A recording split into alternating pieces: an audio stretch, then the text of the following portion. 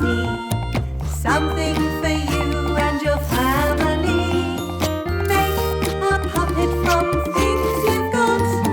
Scissors and glue, now write the plot.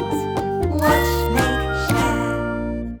Today on People Behind the Puppets, I have the pleasure of meeting and talking to Sam Wilde. Sam, in the first lockdown, made a digital production for us called I Want My Hat Back, which turned into an entire trilogy. Let's meet Sam. Hi Sam, I'm Angel. Hi there. Hi, nice to meet you. Nice to meet you too. Thank you. So Sam, tell us, how did you first get into designing and making puppets? Well, it's a bit of, I feel like I've been doing it my whole life. Oh. Yeah. I mean, I haven't. When I was a little boy, my dad was a child psychiatrist and did a lot of art therapy. So I just spent my entire youth making things out of papier-mâché. And then I went off to uni, and I was lucky enough to have a company called the River People, who were in the year above me, who were just very sort of puppet focused. And I think the first part of my career was just trying to do what they do, really, because they were so great.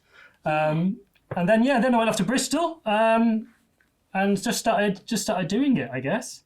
I mean, my first ever sort of design job was a bit what's the word, sort of fortuitous, I guess.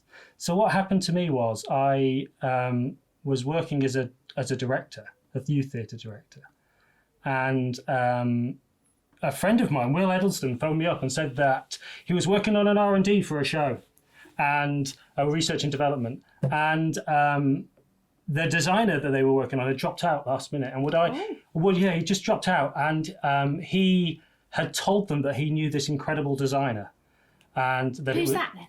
Well, it turned out to be me. Oh. And I had to show up and pretend. I couldn't let the director know that I wasn't a designer, that I had no idea what I was doing. You were pretending? Yeah, absolutely nothing. So I did what I thought I should do, which was pack up a whole lot of cardboard and took it with me. And I spent the R&D sat on the end of the stage making things out of cardboard and then throwing them in and trying and seeing if they worked. And how did it go? Well, the show never got made, unfortunately, but the show actually, coincidentally, turned out it was an R&D for I Want My Hat Back, and the director was Ian Nicholson, who I did I Want My Hat Back with here. Of course, on our YouTube channel, yeah. Yeah. So, yeah, it sort of worked out quite well, but it was far from planned. Yeah. So what is it that you most enjoy about making puppets? I mean, there's so much you enjoy, isn't there? I suppose what I enjoy most about it is getting it wrong, I suppose. Getting it wrong, yeah. I mean, I suppose the top of my list of things I enjoy about working with puppets and making puppets is what it sort of does to you as a person, not wanting to sound sort of too profound. But yeah, getting it wrong and how you see the world. And just a friend of mine once described rehearsing a show as trying to do something right and getting it wrong so often, and then realising that what you are doing wrong is better than what you were trying to do right, so doing that instead. Okay, so actually it's all right to get things wrong and make mistakes. Oh, I mean, I think when you make puppets as well, that's the only way I know how to do it, of trying things out and getting things wrong and realising that works and does that instead, or this works, or maybe that material's better, and just seeing the world differently and looking at issues and getting things wrong as opportunities for different ways of doing things. Can I ask, Sam, is your tie made of cardboard? It is made of cardboard. I made it special for you. Oh, wow, I'm honoured. Yeah, it's good, isn't it? But why cardboard? Well, I think it sort of ties into that about getting things wrong, isn't it? I mean, I think it's when you're working, if you've got a very expensive bit of foam that is hard to order and difficult to glue, you treat it with reverence and you need to get it right. And if you get it wrong, you're going to have to order a new piece of foam. Yeah. With cardboard, you don't, because people literally throw it away. Yeah, and there's just boxes lying around. Yeah, it's free. I mean, it's absolutely free, isn't it? To get it and try something out, and it doesn't work, you just pop it into the recycling. It's what I love about working with cardboard. And I think, even when I'm working on shows that aren't puppet focused. I always start out with a cardboard box and see where you end up with it. Oh, okay, so try it with cardboard first, and then you can make it from something else maybe later. Yeah, I mean, usually you start with cardboard and end up with something else, but I'm sort of increasingly inclined just to do it in cardboard. Oh, I see. I mean, the theatre industry is a wonderful industry full of wonderful people, but there's an awful lot of waste. Mm-hmm.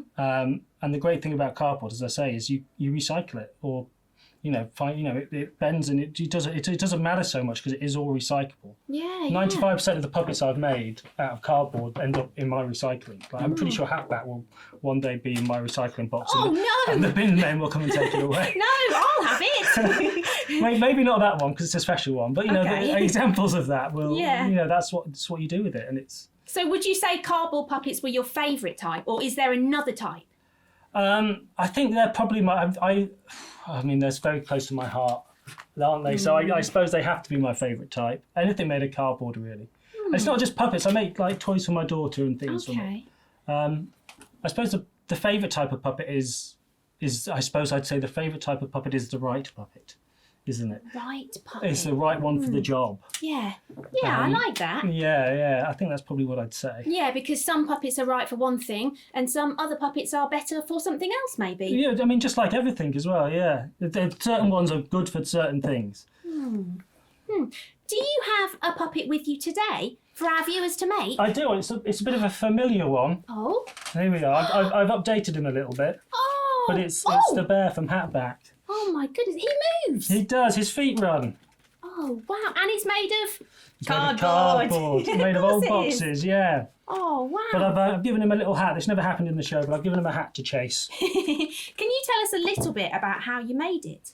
I mean, working with this one is quite easy, I suppose, for me. In that, I mean, Jon Klassen, who wrote the Hat trilogy of books, is I suppose I'd call him a god. Not wanted to ban blasphemous, but he's his work is incredible, and he gives you such strong images to work from. So something like this, you have the shape, and you just have to figure out how to make it move and give it a bit of life. Oh. Yeah. Well, if you want to make a bear puppet out of cardboard, just like Sam, you can download the instructions from our website. Sam, thank you so much for joining us here today. It's been a pleasure. Well, yeah, thank you for having me. You're welcome. Bye, everyone.